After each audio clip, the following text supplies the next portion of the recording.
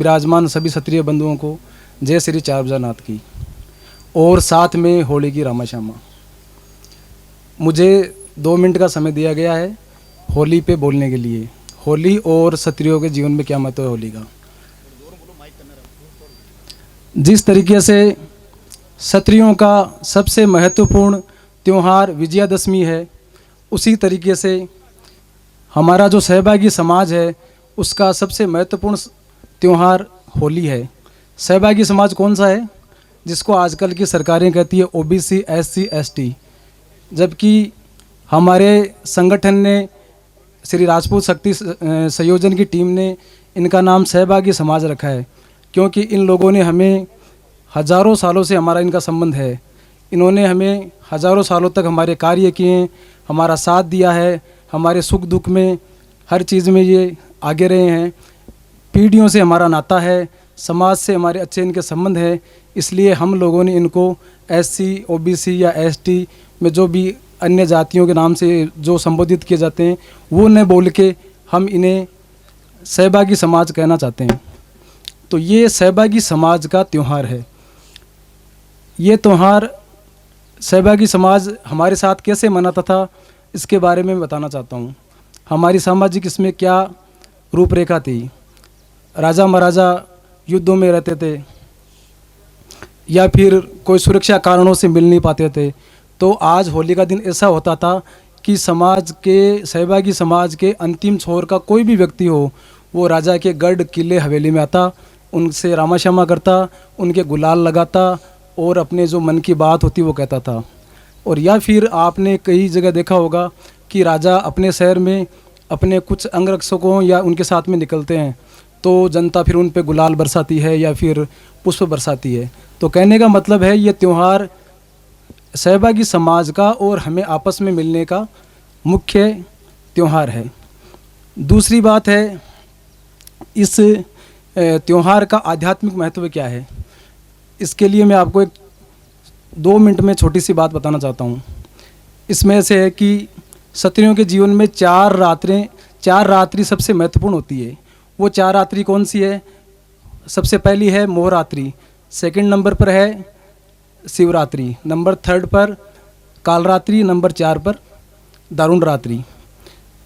मोहरात्रि होती है कृष्ण जन्माष्टमी, सेकंड शिवरात्रि आप जानते हो, थर्ड कालरात्रि बोलते हैं दीपावली को, दीपावली की रात्रि को, और जो 4th ये होती है वो है दारुण रात्रि, जिसको हम होली की रात्रि बोलते हैं। अब इन 4 रात्रियों का क्या महत्व है? इसमें 2 रात्रियां तो बहुत शुभ रात्रियां हैं और 2 रात्रियां वो अशुभ रात्रियां हैं। 2 शुभ रात्रियां कौन सी है? एक तो मोहरात्रि और एक शिवरात्रि। मोहरात्रि कैसे शुभ है कि मोहरात्रि के दिन कृष्ण भगवान का जन्म होता है, और इस रात्रि को हमारे समाज के जो पुराने आदमी थे वो क्या करते थे? रात्रि जागरण करते थे। रात्रि जागरण के माध्यम से क्या होता था कि इस रात्रि में जागरण करने से हमें जो हमारी सूक्ष्म शक्तियां हैं, सती, भूमिया, जुजार, उनकी तरफ से ऐसा आशीर्वाद मिलता है कि हमारा मोह कम होता है। अब हमें मोह कम क्यों करना है? क्योंकि क्षत्रिय के श्री कृष्ण भगवान ने गीता में जो 7 गुण बताए, उसमें 7वां गुण है ईश्वरीय भाव। ईश्वरीय भाव के अंदर 6 गुण है और 6 अवगुण है। उन अवगुणों में एक अवगुण मोह है, और वो मोह हमें त्यागना पड़ेगा या कम करना पड़ेगा। क्यों करना पड़ेगा?